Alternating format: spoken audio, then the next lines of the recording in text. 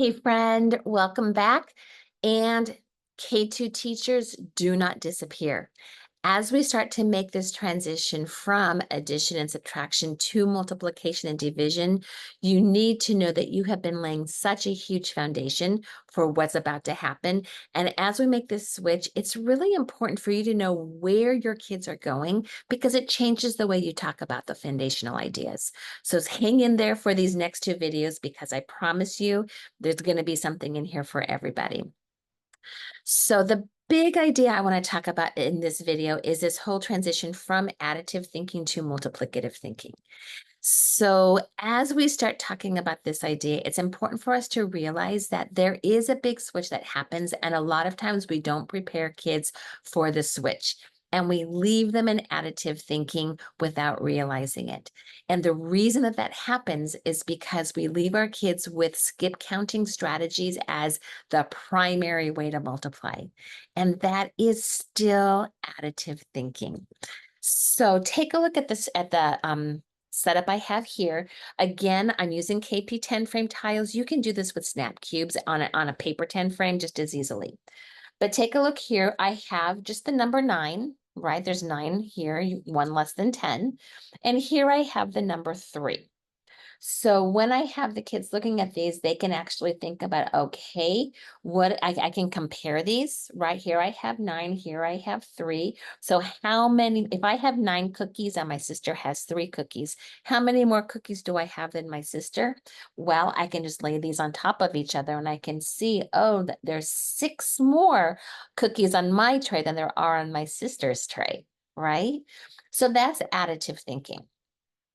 When we start transitioning into multiplicative thinking, we lean into additive thinking to begin with, right? So this right here is 9. Let me just put this away for a moment. This right here is 9. This is 9 times 3. So do you see how I just added a dimension? You can still see that it's 9, but there's still one missing. But in this case, there's really just one missing. In this case, there's a group of 3 missing. So this is our first introduction into the idea that multiplication is groups of rather than just single entities. Then if you take a look here, this right here is 3, just plain old 3. And this is 3 times 9, right? So you can still see I have 3 of something, but here I just have 3 things. I just have 3 tiles. Here I have 3 groups, and there's 9 in each group. So let's just look at these for a moment.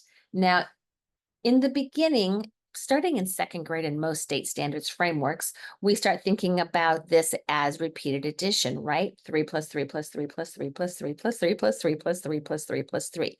We start skip counting.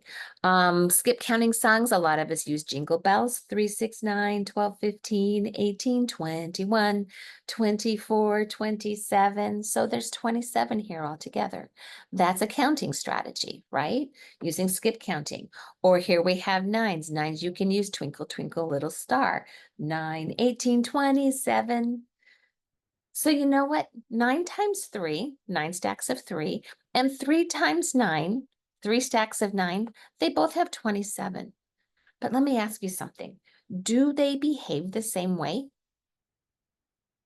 No, this right here is not behaving the same way as this. If I put this into context, if my doctor gives me some pills and he says take 3 pills a day for 9 days, that is not the same as taking 9 pills a day for 3 days, right?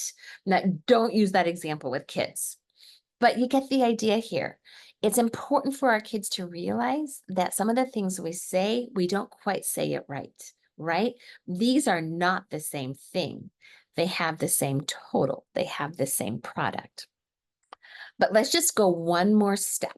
When we're going from additive thinking to multiplicative thinking, remember a moment ago I was talking about cookies and I have 9 cookies and my sister has 3 cookies. How many more do I have than my sister? That's additive thinking. That's additive comparison. I'm comparing 2 numbers using addition and subtraction. Now, when I'm shifting to multiplicative thinking, right, that's a whole new idea. Let's take a look at this. Now we're going to compare. I have 3 cookies, and my sister has 9 times as many cookies as I have. So how many cookies does my sister have? If I have 3 and my sister has 9 times as many, then that's 9, 18, 27. That's 27.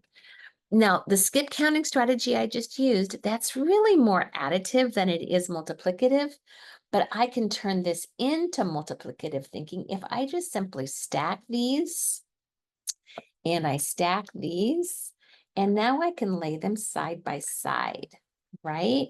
And I can see that my stack of cookies and my sister's stack of cookies are very far apart.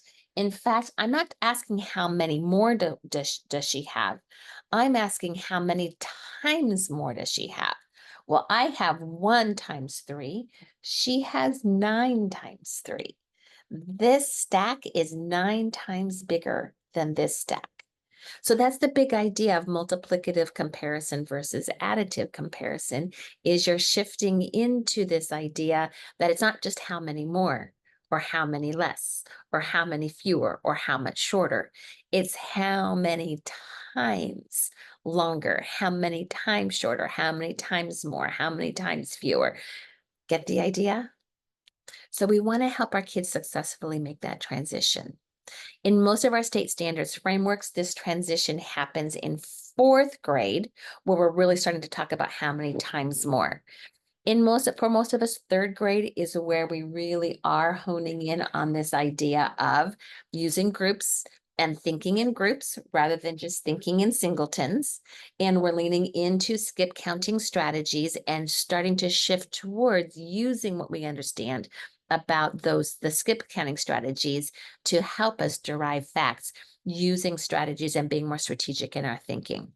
So the next video is going to shift into that idea. What are those strategies that we actually develop in 3rd grade that can help us all the way up through middle school and high school? And I'm telling you, most of those teachers are saying to me, so many of my kids don't know their math facts yet, and it's getting in the way of working with fractions, working with ratio and proportion, working with algebra. Multiplication is a gatekeeper for success with higher ideas. So again, K2, hang in here with us because what you're doing with addition and subtraction, I want you to see how that leads into what we're going to do as we start developing multiplication and division strategies. So I'll see you back here for video 4 in just a moment.